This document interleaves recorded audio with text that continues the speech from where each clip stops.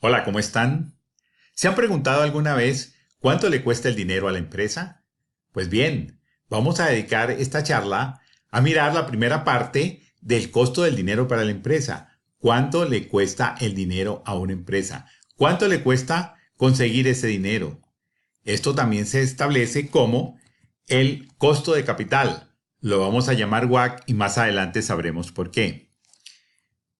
Lo primero que hay que establecer es que el costo de capital representa el costo de oportunidad del dinero para financiar la empresa. Veamos por qué. Tenemos aquí una empresa y tenemos un mercado de capitales que es el lugar propio donde la empresa va a buscar dinero para financiar sus operaciones. Ahí tenemos a los accionistas y también a los acreedores. Son los dos principales actores de la financiación de la empresa. Los accionistas, cuando colocan el dinero en la empresa, tienen una inversión más riesgosa porque ellos van a por la utilidad neta, o sea, van a por una utilidad residual. Los acreedores van a por los intereses. Sus beneficios están fijados de antemano y son menos cambiantes. La empresa requerirá a los accionistas una cantidad de dinero para operar. La vamos a llamar patrimonio. Cuando viene del mercado la vamos a llamar equity, que es la nombre en inglés del patrimonio.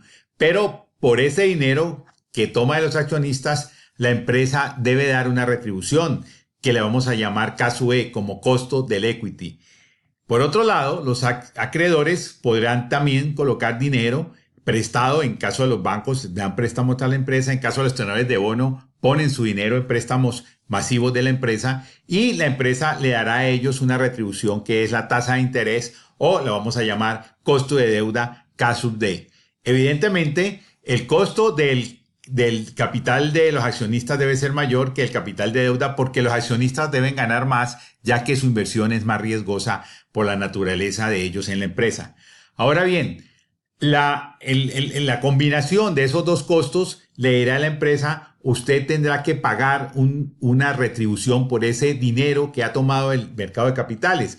Y ese será un costo que está compuesto de las dos porciones, de caso E y caso D.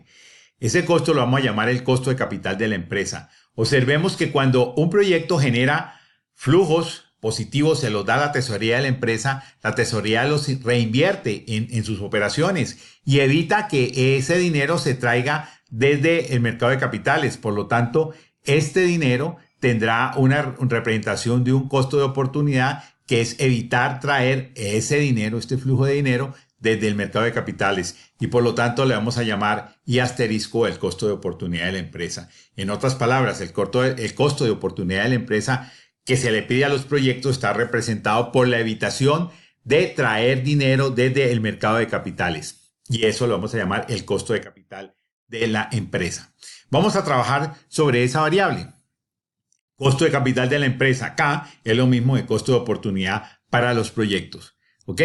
Bien. Miremos estas gráficas conceptuales. Tenemos acá en la primera gráfica una relación entre rentabilidad y riesgo. A mayor riesgo, mayor rentabilidad. Si nosotros ubicamos la empresa con un riesgo determinado en el mercado, ese riesgo lo vamos a reconocer por una cifra más adelante que se llama beta.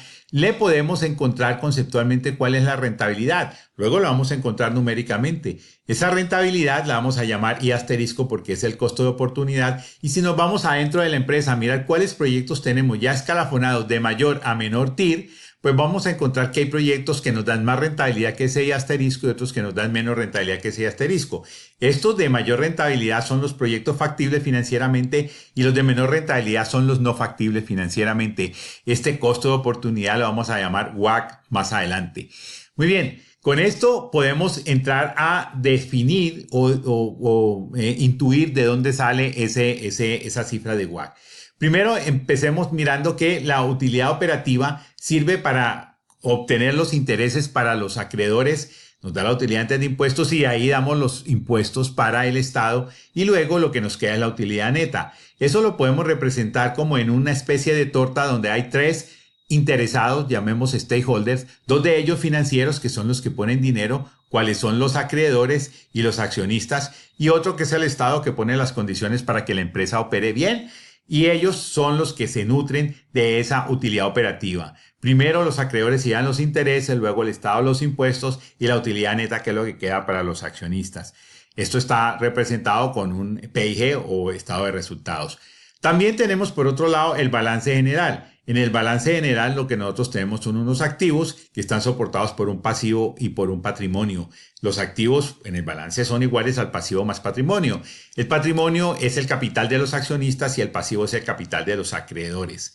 Bien, vamos a decir que contablemente los activos son iguales al patrimonio más la deuda, pero en precios de mercado ese patrimonio lo vamos a llamar de equity. ¿Por qué? Porque el precio de mercado del patrimonio es diferente al precio de libros, normalmente es mayor. Ustedes ven que las acciones están cambiando de precio prácticamente cada segundo y ese precio no lo podemos reflejar en los estados financieros. Además, las restricciones que tienen los estados financieros para construirse hacen que nunca podamos, prácticamente nunca, tener una igualdad entre el precio que estamos relatando en libros, que además es histórico, que el precio que tenemos actualmente en el mercado. Nosotros vamos a desarrollar toda la teoría de costo de capital con base en el precio del patrimonio del mercado. El precio de la deuda es más o menos igual, no cambia porque las cifras son muy estables y los intereses que se pagan son muy fijos, muy definidos. Además que la variación del riesgo de la deuda es prácticamente nula.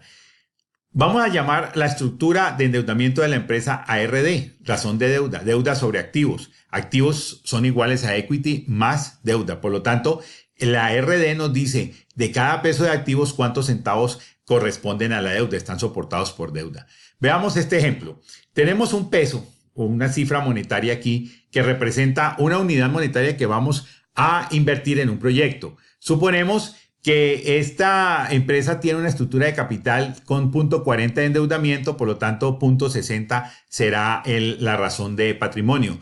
En un peso tendríamos 40 centavos soportados por deuda, 60 por patrimonio. Suponemos que los acreedores han comprometido cobrarles 20% en promedio sobre su deuda y los accionistas van a ganar un 30%. Porque ellos tienen realmente más riesgo, por lo tanto más rentabilidad. ¿Cuánto debería rentar este peso para que la empresa pueda pagar por su uso a los acreedores y a los accionistas? Pues 40 centavos por 0.20 da 8 centavos, más 60 centavos por 0.30 da 18 centavos. En total, la empresa tendría que pagar 26 centavos al año por cada peso. Esto significa 26%. ¿De dónde sale? 30%, que es lo que se llevan los accionistas por su fracción, más 20% de los acreedores por su fracción, y esto es lo que se llama el promedio ponderado. Por eso el costo de capital es un promedio ponderado. La renta exigida es esta. Lo que se llevan los accionistas por su fracción, que es 1 menos la fracción de deuda, más lo que se llevan los acreedores por la fracción de deuda. Lo que sucede es que acuérdense que la tortica tenía 3 stakeholders, aquí tenemos 2, nos falta un tercero que es el Estado que se lleva los impuestos. Aquí estábamos trabajando en un mundo sin impuestos. ¿Qué pasa cuando le colocamos los impuestos? La renta exigida sin impuestos ya la tenemos, pero ahora consideremos los impuestos. Ustedes observarán que la utilidad operativa sirve para sacar los intereses en primera instancia y luego sí los impuestos. Por lo tanto, si representamos esto con un esquema, la tortica me dirá, mire, sacamos primero la porción que se llevan los acreedores y lo que nos queda es aquello que se van a llevar el Estado y todavía los accionistas. Por lo tanto, esta fracción que está aquí es la que se dan los accionistas. Hay que hacerla más grande una vez que ha salido esto. ¿Para qué? Para que podamos pagar los impuestos. Esa parte, ¿cómo se obtiene? Si tenemos la rentabilidad considerada después de impuestos, ya la conocemos, pues antes de impuestos nosotros deberíamos de aumentar esta porción, que es la que se dan los accionistas, dividiéndola entre 1 menos T. T es la tasa de impuestos. Porque cuando saquemos los impuestos, lo que nos va a quedar es todo esto multiplicado por 1 menos T, que es la fracción que queda, y 1 menos T en el numerador y 1 menos T en el denominador, pues se irán y nos quedaría la porción justa que los accionistas requerirán. ¿Cómo opera esto? La renta exigida antes de impuestos sería esto. Como dijimos, tenemos que dividir la porción de los accionistas entre 1 menos T. La de los acreedores no, porque ellos ya cobraron. Ahora bien, al quitar los impuestos multiplicamos toda la expresión por 1 menos T y nos va a quedar después de impuestos esta condición o esta expresión. Caso de por 1 menos RD, que era lo que queríamos, esto se lo llevan los accionistas y los acreedores quedan como casus D por RD por 1 menos T. Fíjense que ahora ellos que no tenían aquí ninguna observación antes, ningún ajuste anterior, pues ahora quedan multiplicados por 1 menos T. Pues bien, esa es la rentabilidad. La rentabilidad exigida después de impuestos es esto, lo que se dan los acreedores por su fracción, más lo que se dan los accionistas multiplicado por uno menos T por su fracción. Lo que llevan perdón, otra voz. La rentabilidad exigida después de impuestos para un proyecto o en general para un gasto es la rentabilidad de los accionistas por su fracción más la rentabilidad que se llevan los acreedores multiplicado por uno menos T por su respectiva fracción. Esto se llama costo de capital, costo promedio ponderado de capital, WACC, Weighted Average Cost of Capital, por las siglas en inglés, tasa mínima aceptable de retorno, TIO o y asterisco. Y la forma es esta y nos vamos a quedar con esta fórmula. Hay que observar lo siguiente. Al final de cuentas, este 1 menos T resulta ser el factor que evidencia el escudo fiscal. Cada vez que la empresa lleva un peso a pago de intereses, va a deducir T centavos de impuestos. Por lo tanto, aunque los acreedores cobren casus D y se lleven casus de pesos, la empresa realmente le está pagando casus D por uno menos T, le está pagando menos. Esto es lo que se llama el escudo fiscal. Bueno, este es el modelo con el cual nosotros podemos encontrar cuál es el costo de capital de la empresa, que de ahora en adelante lo vamos a llamar WACC, y nos va a servir para descontar los flujos de caja de los proyectos y establecer si el BPN es positivo. Luego también nos puede servir para valorar empresas cuando descontemos el flujo de fondos de las operaciones con este valor WACC. ¿Okay? Espero que les haya servido esta explicación y nos vemos en una próxima oportunidad. Hasta pronto.